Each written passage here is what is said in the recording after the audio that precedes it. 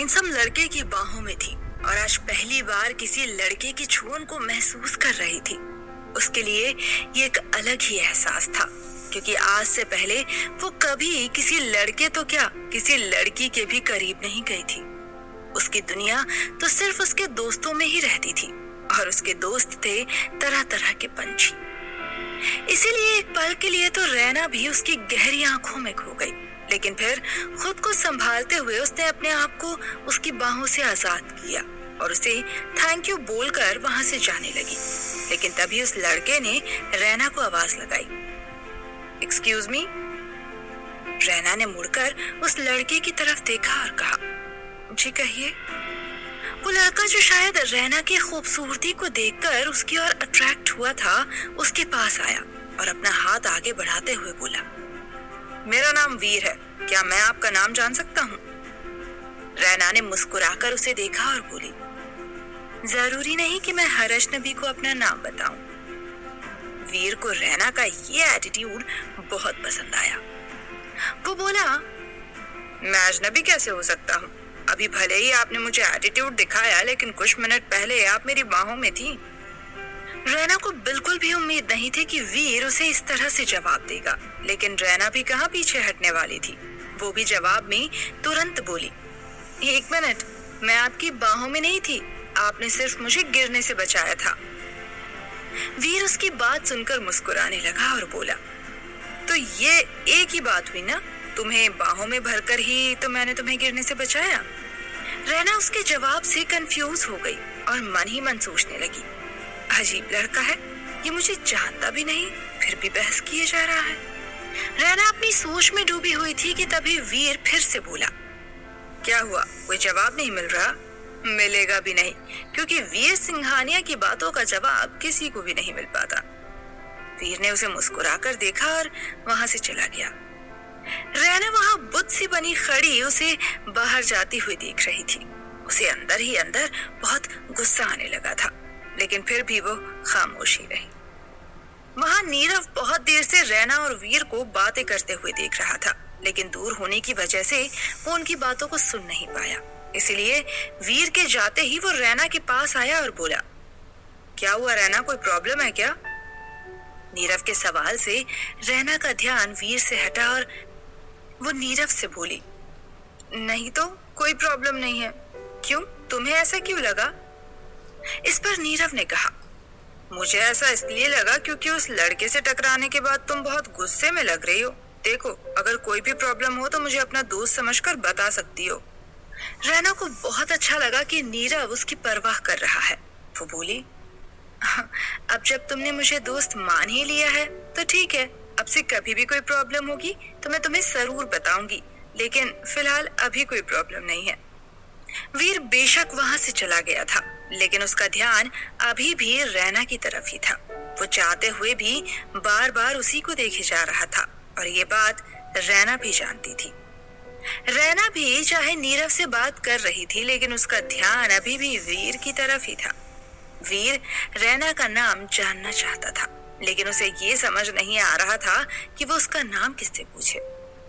वो आज पहली बार रैना से मिला था, लेकिन फिर भी कहीं ना कहीं रैना उसके दिल में एक जगह बना गई थी।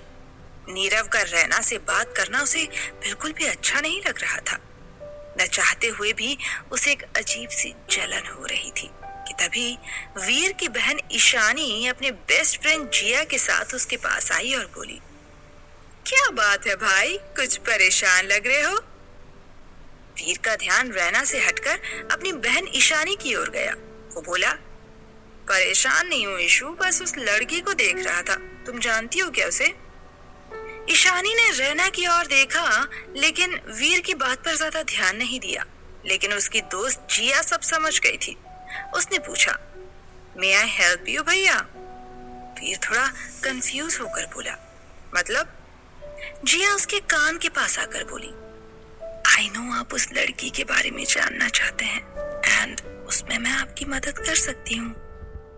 उसकी ये बात सुनते ही वीर के चेहरे पर थोड़ी सी मुस्कुराहट आ गई। उसने जिया को थैंक्स कहा और जिया वहां से चली गई। ईशानी अब भी कंफ्यूज होकर वीर को ही देख रही थी। वीर ने उसके कंधे पर हाथ रखते हुए कहा, ज्यादा दिमाग मत लगा, तेरे पास इतना है भी नहीं। ये बोलकर वो हंसता हुआ अपने फ्रेंड्स के पास चला गया। फ्रेंड्स के साथ होने के बाद भी वीर का ध्यान बार बार रैना की ओर ही जा रहा था और रैना भी बातों बातों में वीर को ही देख रही थी। ये बात दूर खड़ी सुजाता अच्छे से समझ रही थी और मन ही मन खुश भी हो रही थी, ये सोचकर कि उसका काम आसान हो रहा है। वीर के बिजी होने के बाद अब ईशानी भी जिया के पास चली गई थी। नीरव उनके ही कॉलेज में था, लेकिन वो लोग बस क्लासमेट्स ही थे, दोस्त नहीं। इसीलिए उसे बात करने में जिया हिचकिचा रही थी। उसे समझ नहीं आ रहा था कि वो बात शुरू कहाँ से करे। जिया ईशानी को साथ लेकर नीरव से बात करने की कोशिश करने चली गई। उसने हाथ आगे बढ़ाते हुए नीरव से कहा, hey I am Jiya and this is my friend Ishani. Nirav ने भी अपना नाम बताकर उनसे हाथ मिलाया। कुछ देर इधर उधर की बात करने के बाद जिया ने उससे पूछा, नीरव, अभी थोड़ी देर पहले तुम जिस लड़की के साथ थे वो कौन है? इससे पहले तो उसे कभी किसी पार्टी में नहीं देखा। नीरव ने उसे बताया, हाँ, क्योंकि वो आज ही मुंबई से आई है, मेरी मॉम के फ्रेंड की बेटी है, मैं भी आज ही मिला उससे। वैसे तुम पूछ क्यों रही हो? इस पर ईशानी बीच में ही बोल पड़ी, नहीं वो बस यूं ही, हमें लगा वो तुम्हारी गर्लफ्रेंड है। नीरव ये बात सुनकर हंसने लगा और बोला, तुम पागल हो क्या? अगर कोई लड़की या कोई भी किसी से बात कर रहा हो तो इसका मतलब ये थोड़ी ना है कि वो बॉयफ्रेंड गर्लफ्रेंड है। जिया ने ईशानी का हाथ दबाते हुए उसे आगे बोलने से रोका और खुद बोली, मैं भी इसे यही कह रही थी। अच्छा चलो बाय, बाद में मिलते हैं। ये दोनों बोलकर वो वहां से निकल गईं। लेकिन उनकी बात नीरव को कुछ अजीब सी लगी। वो मन ही मन खुद से बोला, कुछ तो गड़बड़ है, नहीं तो आज तक जिन लड़कियों ने मेरी तरफ देखा भी नहीं, वो खुद से आगे मुझसे बात करने कैसे आ गई। कुछ ही देर में पार्टी और भी रंगीन होने लगी थी। पार्टी में आए कुछ कपल्स एक दूसरे के साथ डांस करने लगे थे। वीर के पास भी बहुत सी लड़कियां आईं उसे अपना डांस पार्टनर बनाने के लिए, लेकिन उसने हर किसी को मना कर दिया। वीर के ठीक सामने रैना खड़ी हुई नीरव से बात कर रही थी। वो अभी भी इस बात को लेकर परेशान था कि रैना जिससे बात कर रही है क्या वो उसका बॉयफ्रेंड है। तभी वीर की बहन ईशानी और जिया उसके पास आई। उन्होंने उसे बताया, भैया डोंट वरी, वो नीरव वो लड़का और वो जो लड़की है ना, वो गर्लफ्रेंड बॉयफ्रेंड नहीं है, उसके मॉम की फ्रेंड की बेटी है और आज ही वो मुंबई से आई है। उसके ये बोलते ही वीर को तसल्ली सी मिली। उसने एक्साइटेड होकर पूछा और कहा, तुमने उसका नाम पूछा? उसके इस सवाल पर जिया ने सर पर हाथ रखते हुए कहा, शिट, हम लोग उसका नाम पूछना तो भूल ही गए, सॉरी भैया। वीर ने उसके कंधे पर हाथ रखते हुए कहा, इट्स ओके, नाम मैं पता कर लूंगा। वीर अब सीधे रैना की ओर बढ़ गया था। वहां पहुंचकर उसने नीरव को हेलो कहा तो नीरव ने भी वीर से हाथ मिलाया और पूछा, हाय वीर, कैसे हो? वीर, जिसका ध्यान अब भी सिर्फ रैना की ओर ही था, वो रैना की ओर देखता हुआ नीरव से बोला, मैं बिल्कुल ठीक हूँ, तुम बताओ तुम कैसे हो और पार्टी एंजॉय कर रहे हो ना? नीरव वीर से बोला, या ऑफ कोर्स, सिंघानियास की पार्टी हो और कोई एंजॉय ना करे, ऐसा हो सकता है भला? वीर अपनी तारीफ सुनकर खुश हो गया और उसे थैंक यू बोला। वीर को कब से रैना की तरफ ही देखते देखते नीरव उसे इंट्रोड्यूस करवाने लगा। वीर, इनसे तो तुम मिल ही चुके हो, ये हैं। वो अपनी बात पूरी करता उससे पहले ही रैना बीच में बोल पड़ी, हाँ, हम मिल जरूर चुके हैं पर हम अजनबी हैं, चलो नीरव, मासी हमारा इंतजार कर रही हैं। रैना का ऐसा बिहेवियर देखकर वीर के साथ साथ अब नीरव भी हैरान था। उसे समझ ही नहीं आया कि रैना ने उसे वीर को उसका नाम बताने से रोका क्यों। वो पूछना चाहता था, लेकिन रैना के एक्सप्रेशंस देखकर उसे अभी चुप रहना ही ठीक लगा। रैना के ऐसे एटीट्यूड में चले जाने से अब वीर को भी गुस्सा आ रहा था। आता भी क्यों नहीं, आज पहली बार वीर किसी लड़की के पीछे था। वो वीर जिसे लड़कियों को भाव ना देने की आदत थी, आज कोई लड़की उसे भाव नहीं दे रही जो उसे हजम नहीं हो रहा था। तभी एक लड़की जिसने येलो कलर की बहुत ही hot and sexy short dress पहनी हुई थी, वो वीर के पास आई और अपना हाथ आगे बढ़ाते हुए बोली, May I dance with the party's charm? ये थी मीशा, मीशा रॉय, रॉय और सिंघानियास की बहुत ही करीबी दोस्त।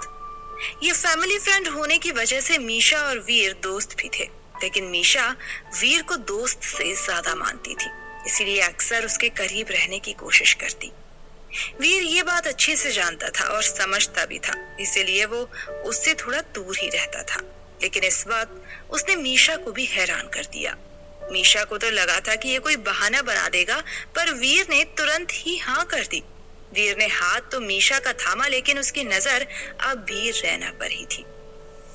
वो मन ही मन सोच रहा था, लगता है अब इन्हें अपना चार्म दिखाना ही पड़ेगा।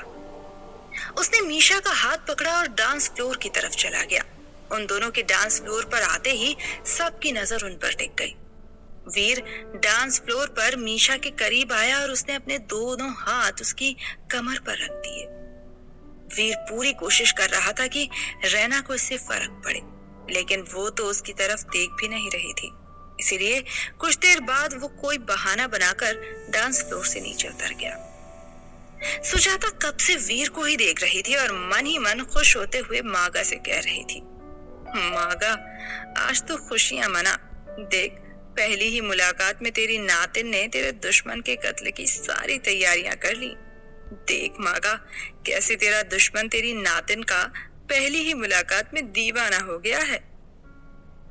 मागा, जो इस समय भी अपने उस भयानक कमरे में यामिनी की चोटी के पास आंखों में आंसू लिए बैठी हुई थी, उसे आज जैसे ही सुजाता की कही हुई बातें महसूस हुई, वो अचानक से उठी और उस ताबूत के आसपास नाचने लगी जिसमें यामिनी की चोटी रखी थी। खंडर जैसे उस कमरे में अंधेरे में नाचती हुई मागा बहुत डरावनी लग रही थी। काले कपड़े पहने हुए और खुले बालों के साथ हजारों झुर्रियां चेहरे पर लिए हुए मागा आज पागलों की तरह नाचती हुई और भी ज्यादा डरावनी लग रही थी। वो बार बार बोल रही थी, यामिनी, तेरे दुश्मन अब नहीं बचेंगे यामिनी। दूसरी तरफ पार्टी में रैना पानी पीने के लिए जा ही रही थी कि उसका गाउन उसकी हील्स के नीचे आ गया और वो फिर से एक बार गिरने लगी। वीर, जिसकी नजरें कब से रैना को ही देख रही थी, उसने जैसे ही उसे गिरता हुआ देखा तो एक बार फिर से दौड़ता हुआ उसके पास आया और उसे गिरने से बचा लिया। वीर ने उसे अपनी बाहों में लिए हुए फिर से कहा, देखकर नहीं चल सकती, अगर आपको चोट लग जाती तो। वीर ने ये सब इतने अपने मन से कहा कि रैना कुछ बोल ही नहीं पाई और खुद को संभालते हुए थैंक यू कहकर आगे बढ़ गई। वीर अब भी वहीं बैठा उसे देख रहा था। उसके फ्रेंड्स आकर उसे साथ तो ले गए थे, लेकिन उसका ध्यान सिर्फ और सिर्फ रैना की ओर ही था।